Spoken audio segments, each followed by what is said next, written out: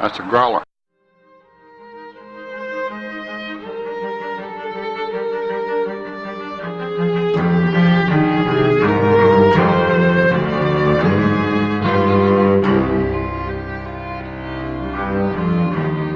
Welcome back to Beauty and the Beastly Minute, the podcast where we break down and analyze Beauty and the Beast, one cautious step at a time. I'm Bobby from Growler Media. And I'm Janay Hyatt.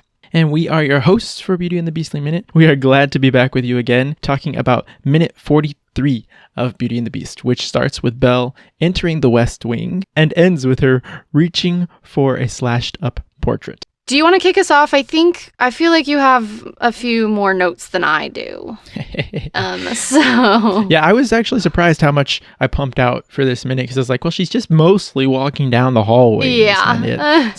But I got a lot of stuff. Well, most of the things I noticed, I think you're going to hit. So I'll just pipe up if I feel like it. Okay. So I feel like as she starts going down this hallway, I think, are definitely correct in our previous assumptions that as she gets closer, or as one gets closer to where the Beast spends most of his time, the castle gets a lot more creepy. And I'm still not really sure why that is, if that's like the curse, that is like he's emanating negative vibes. So there's like 10 times more creepy gargoyle things everywhere, and the things that are there are a lot more creepy. But this hallway is definitely one of the bad ones that she's having to go down. Well, she doesn't have to go down it, but that she goes down. I wonder if it's, I guess, yeah, there's a lot more creepy things. But once you get into his room, when we get into his room in a minute, a lot of the creepiness he has created. So yeah, that's true. His room is very messy. Yeah. But we'll get to that when we get to that. The first thing I really like, I don't know why exactly, but like as we start this minute, the last minute we ended off and she was with the monkey and the dragon. And today she's with the dragon starting off and like this horned half of a man sticking out of the wall, and he's a candle holder, but I think it's really cool. I never noticed him, but he's got like a candle in each hand, a big candle in each hand, just like having these candles in his fists. And I just think that looks like a really cool way to make a candle holder. I mean, it's kind of creepy, a sconce. But kind of cool. Those are called sconces. Did you know that? Sconce. Yes. I feel like I knew that, but I didn't remember it. As I was writing all these notes, I was like, I know there's got to be a better word than candle holder. I was set dressing for a show, and we used sconces on the walls. So I learned that. Sconce. Wrong show, wrong words. But yeah. I totally am there with you. So what was I going to say? Oh, also I noticed that they continue, like that same sconce is repeated all the way down the hallway to the door. Yeah. I started out and I was like, that's a really cool one. And then I was like, oh wait, they're like along the whole hallway. Which I wonder if that one those maybe were there before, and those I feel like would have been changed by the curse. Because that's kind of creepy. I kind of want one. Okay. Maybe just like a little one, you could put it on the wall. So if somebody out there with a 3D printer can like make that, I will totally buy it. Probably just like I actually just met someone who has a scale. 3D printer. Those things are so cool. Except for he's building his 3D printer. Which I was like, apparently isn't that hard to do. Apparently, I was like, you're too smart for me. Just can't handle you. But hook me up, Janay. I'll see what I can do. Anyway, so yeah, I noticed. I don't know if this was next on your list, but the guy who's like, he's not decapitated, but he's Detorsacapitated. Detorsacapitated? Or, there's not really a word for that, but basically he's cut off at the torso. He's cut in half. Yeah. Cut in half. Well, when I think of half, I think like down the middle. But he's like cut horizontal ways, not vertical ways. Anyway, that's not important. But I never realized until like today that he was on the ground and the rest of himself was up there above him.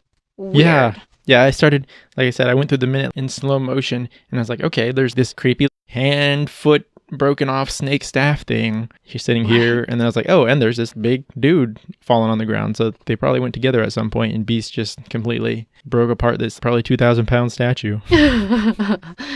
No big deal. So I kind of just have like a list of all the creepy things in the hallway. We got the dragon at the beginning, the creepy sconce guys holding the candles. You have the hand, staff, snake, foot, and then his body on the floor. And then along the wall in various places, they have these giant dragon-esque beast gargoyle looking things that are perched up on the wall. So they have these perches that they sit on. And I think there's like 3 or 4 of them along the walls in between the candle sconces. Mm-hmm. Do I have to say candle sconces or is it just sconces? The sconces. Between the sconces. Okay, also, do you have that guy with like the clawed feet and the hand on? Yeah. I hadn't really paid attention to that much before, but I wonder what the rest of it looks like. It looks like he's squatting.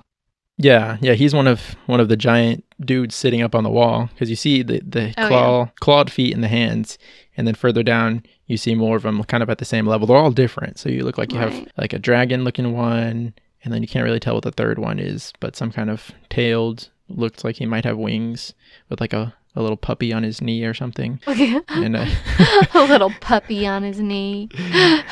But yeah, she's just walking by. Like it's kind of creepy, the first one, because she's so close and you can see all the claws and stuff. Yeah. Creepy hallway. Creepy hallway. And then we've got the broken mirror, which is awesome. Which I do have some thoughts about that. Okay, well, let me finish my list and then we'll jump back to that. Okay. If you look in the hallway, kind of as she goes down, as you get like a full look down the hallway, at the top of Beast's door, you can't really see too much of it, but there's a horned head at the top of his doors, and that's super creepy, having like this ominous looking horned beast thing looking right down at you. And you can't actually see it when she gets to the door, because the doors are enormous and tall, but from this view we can see it. Besides that, you just have the actual doorknob is kind of creepy, and then the super creepy caped monkeys holding the candlesticks at the end of the hallway. Those monkeys. Yeah, those monkeys. They kind of reminded me of the flying monkeys from Wizard of Oz. I was like, I was going to say flying monkeys, but they don't have wings. They have capes. Non-flying monkeys, which all monkeys except for the flying monkeys are non-flying monkeys, but you know what I mean. Yeah. So I did want to say that I love the music in this part. I mean, I like the music throughout the whole movie, and I feel like I keep saying that, but especially here, because it starts out, you get this suspenseful, it's almost like they did a clock ticking, like a ding, ding, ding, ding, ding, da, na, na, na, na, na. So I really like how they kind of made that suspenseful, and I feel like there's a lot of clock symbolism that I'm not quite getting as we're going through this movie with Cogsworth, and the rose is kind of a clock. So it might have something to do with that, or they might just be trying to be suspenseful with the music as she's going down this hallway, because it does kind of give it a feeling of suspense as she's going down. Yeah, I love it. And then the mirror. Okay, so I love the shot in this minute where, so you see the mirror on the wall, and then she stops and turns, and you see this close-up of her looking at her, like you see her reflection in the, 7 different pieces of the broken mirror. Yeah. And I was like, okay, I feel like broken mirrors mean something. And of course, everybody knows if you break a mirror, it's 7 years bad luck or something.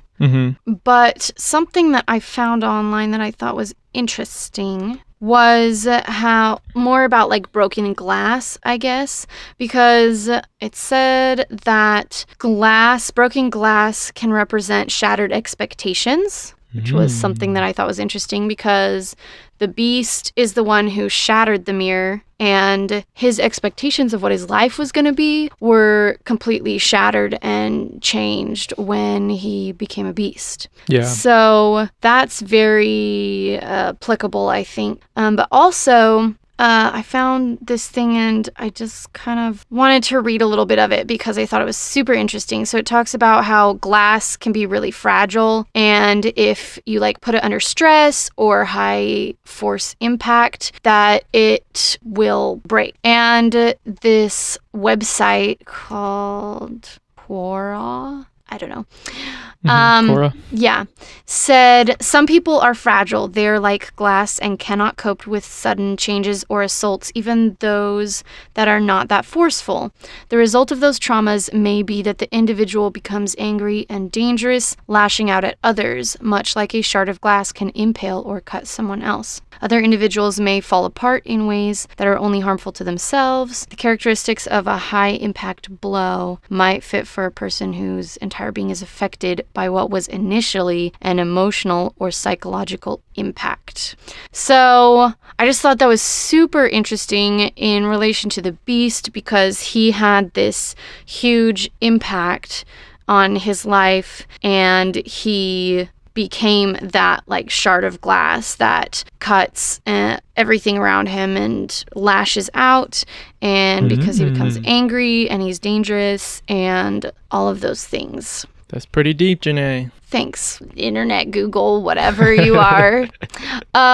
So mostly I thought that was interesting, and I'm sure there's some sort of symbolism in like her reflection being like splintered and her looking back at herself, but I didn't actually think that deeply into that part of it. But well, and she has, also had her dreams shattered I guess she hasn't, but she thinks she has. Right. That now that she's a prisoner and she can't go off and have adventures, and hasn't quite realized that this is her adventure that she's going on. And so, yeah. That's a super good point. 7 years bad luck. That means that Beast must have broken this mirror when he was like 13. Ooh. So maybe he never found a girl because he broke the mirror. Also, I feel like years. I feel like I read a thing where it talked about how people thought mirrors were evil because, like, if you looked at your reflection in a mirror, that was your soul being reflected back to you, and you had to, like, I don't remember. Oh, there's something you had to do so that your soul wouldn't get caught in the reflection of the mirror. Or I don't know. I don't know what I'm talking about anymore. So I'm just going to stop. So if you guys know what I'm trying to remember that I don't know, let us know on our Facebook page. It's a long shot, but who knows? It could happen. You can teach me. Okay. And I guess besides that, it's just Beast is constantly trying to cover up anything or smash or slash anything that reminds him of how he looks or how he used to look. So he's another way we see that he's very sensitive about what he's become. Are we going into his room now? Yeah. Okay. So we're at the door. She does her little look back. I don't know. Am I going to do it? Yeah, I'm going to do it. And she pulls that door open, and we get the epic door squeal. I feel like that's one of the sounds that they put in here. And I don't know if they got it from somewhere else and they're just reusing it, or if they made it themselves. But I feel like that's very Beauty and the Beast. When I hear that, I'm like, Beauty and the Beast. And trashed room. Trashed room. I love when they open the door, how they have the shot from up above, and as she opens the door, it zooms out and it shows like the scope not only of the size of the room, but also of the amount of destruction in the room. That it's just overwhelming. Like everything is just trashed.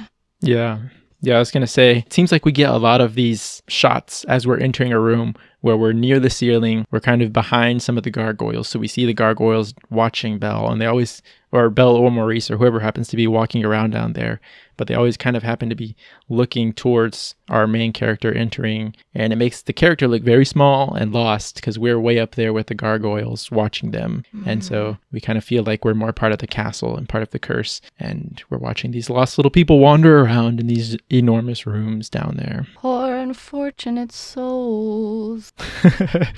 Since we're, bringing in other movies. Yeah.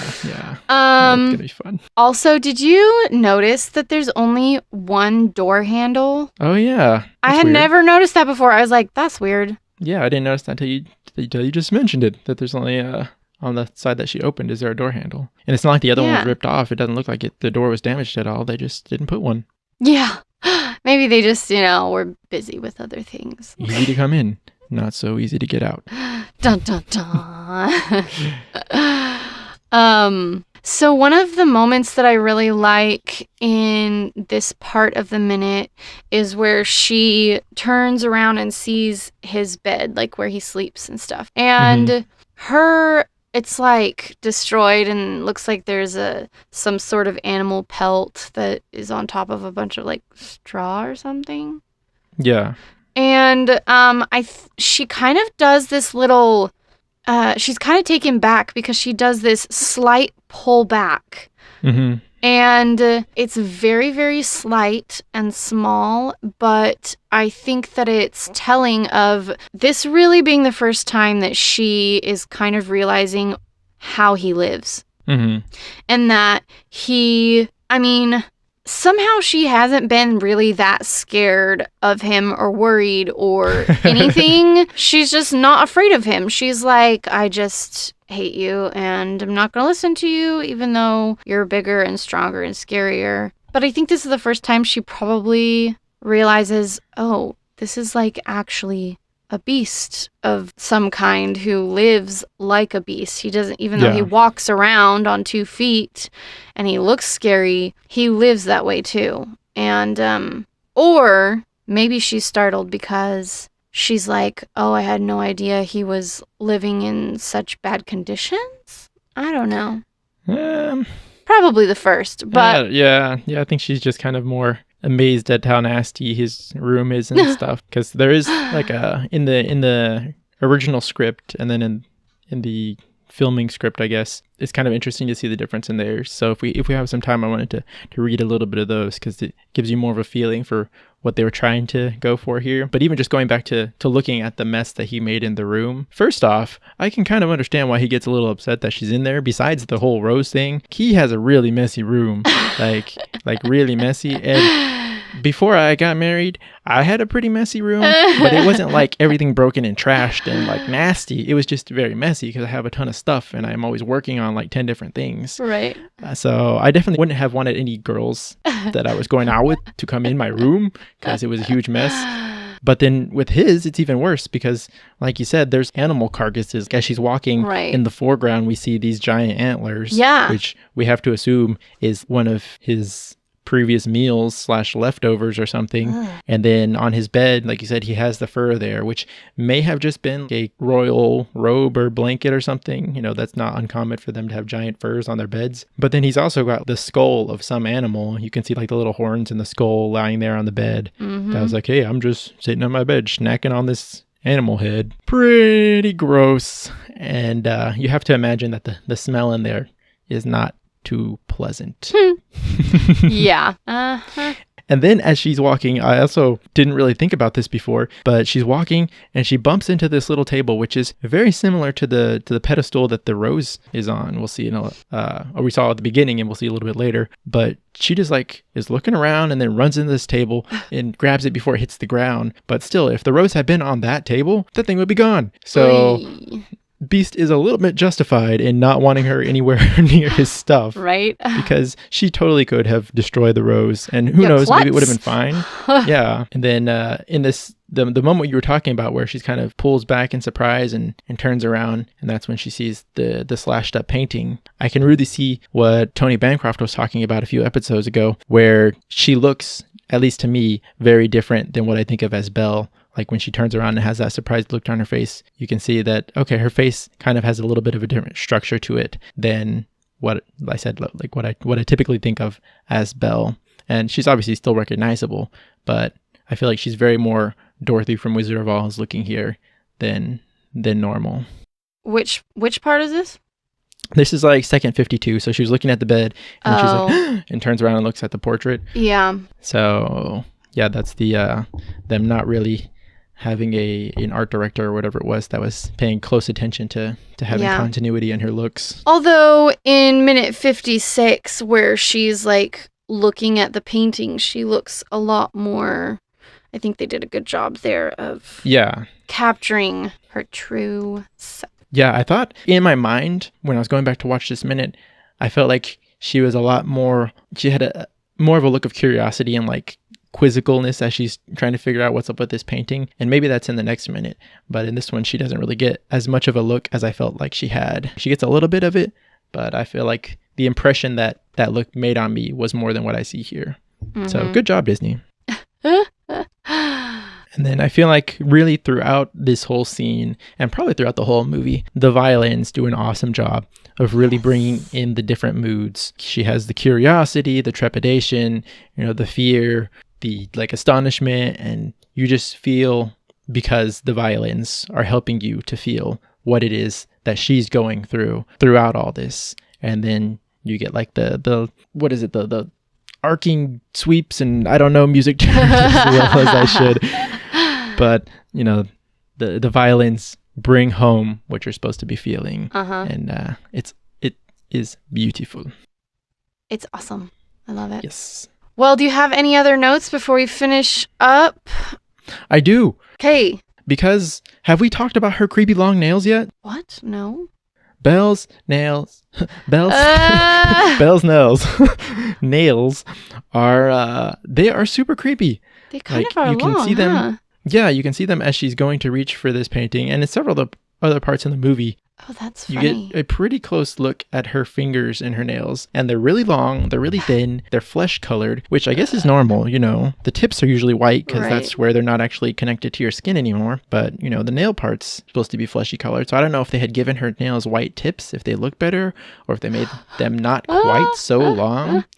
But every time I see them, they're almost like claw-like because they're kind of pointed. They're not really rounded very much at the ends. That's so every time I see her nails, I'm like, Belle, you're awesome. I love you, but you have creepy hands. creepy hands. That's funny. I remember noticing her nails before, but I don't remember thinking, oh, they're creepy. I just remember noticing them, but it's been a long time, I think. Maybe they should have painted them like a light blue or, Blue?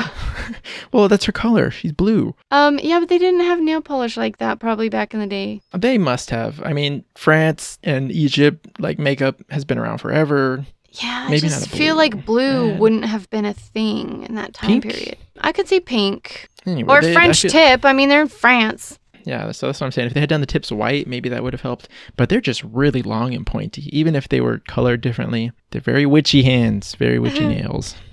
Right. So that was the last note on what we see in the minute that I have. But I did want to, like I said, go back and read kind of the difference in the scripts. So this might work out. And if it doesn't, we'll just cut it out. Okay. Sounds good. Okay, so in the script that I believe that they went off of for the making of the movie, she says her curiosity overtakes her and she turns back to the West Wing. Her excitement begins to dwindle, though, when she enters the hallway leading to the beast's lair. As she walks down the hallway, she stops to look in a mirror that has been shattered into several pieces, each one reflecting her concerned look. She reaches the end of the hall and finds a closed door with gargoyle handles. She takes a deep breath, then reaches out and opens the door. Cut to interior of lair, where Belle begins to explore. She is truly shocked by everything she sees. She wanders around looking and knocks over a table, but catches it before it crashes to the floor. She then turns her head and sees a shredded picture on the wall. We can only see part of the portrait, and it's the same portrait that was shredded in the opening. And she reaches out. That's the script that I think that they went off of. Mm-hmm. But then we have the screenplay, which is the one that doesn't really follow what's in the movie very much anymore. And it's a lot darker, I guess. It says, interior West Wing corridor. Belle gazes down the long, gloomy corridor. It's too dark for her to see what lies at the end. She begins to move cautiously down the hall, ready to bolt at the slightest sound. The eyes of the ancient portraits on the wall shift to track her. Ooh. Belle slows. She can feel someone watching. She stops, thinks for a minute, and smiles with relief. It must be the objects again. That's what they called Lumiere and all them in this screenplay. Hands on her hips, she turns around, but the long corridor is dark, still and utterly silent. Her smile fades. She turns around unsteadily and keeps going. Oh. As she nears the end of the hall, a heavy, foreboding door materializes out of the shadows. She approaches cautiously. What dark secret lies on the other side? Belle glances up. The gargoyles seem to scream at her. Keep away, keep away. Belle reaches out toward the ornate doorknob, takes a deep breath for courage, and turns it. Creak. Interior of Beast's lair.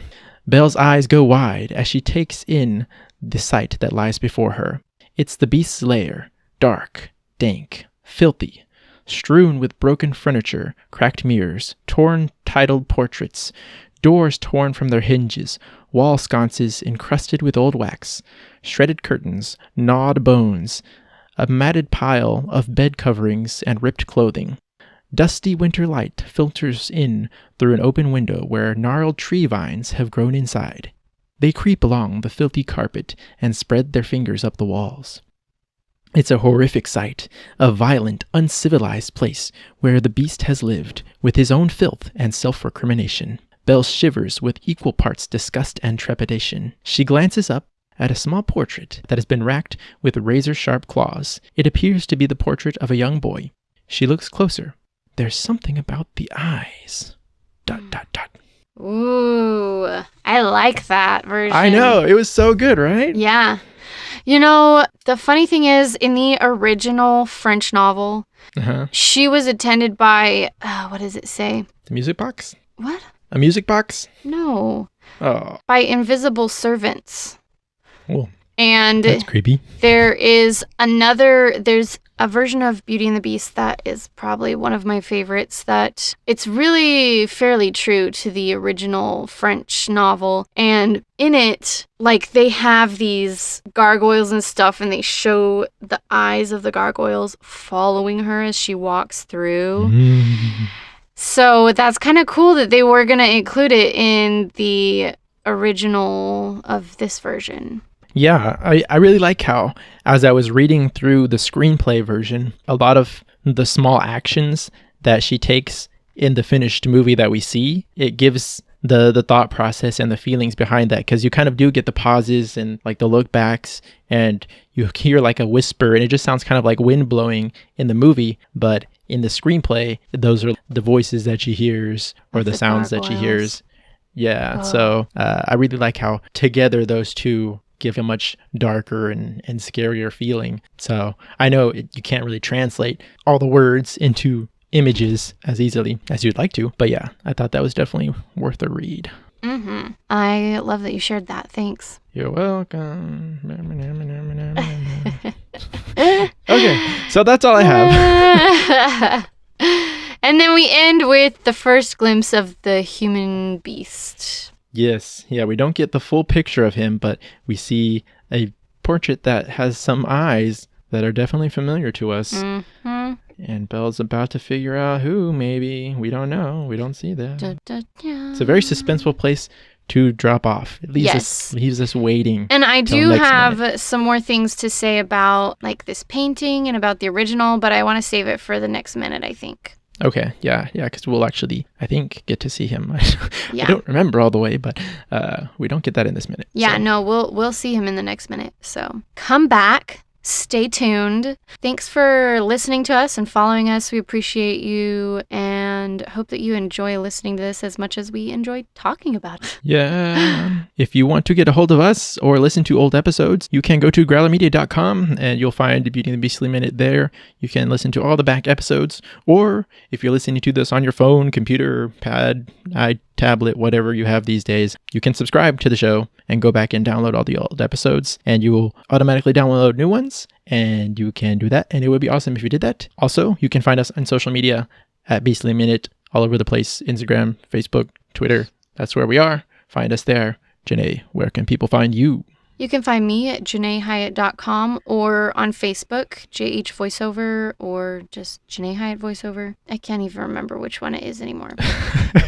But you'll find me, I'm sure. And I would love to hear from any of you who want to talk to me. So yes, that reminds me that you can also go to our Facebook group, which is on Facebook, obviously, but it's Beauty and the Beastly Minute Listeners Library. And that's where we have kind of more discussion on the minutes. We post a lot of the screenshots we take that we talk about. So if you want to see what we are talking about and don't want to go back and rewatch the whole movie, you can join that group and see the pictures that we're going to be talking about. And we've also been posting links so you can watch the minute as we release the episodes. So you can rewatch the minute and look at the pictures, and then you won't have to try to imagine / remember what it is we're talking about in crazy detail here. So go join the group. It's a good place to be. Yeah. And we also want to thank Duo Hansen, who does our music. So we don't want to forget them. Check them out on YouTube. That is Duo Hansen. So until next time, donk, ding, Nice one, Bobby.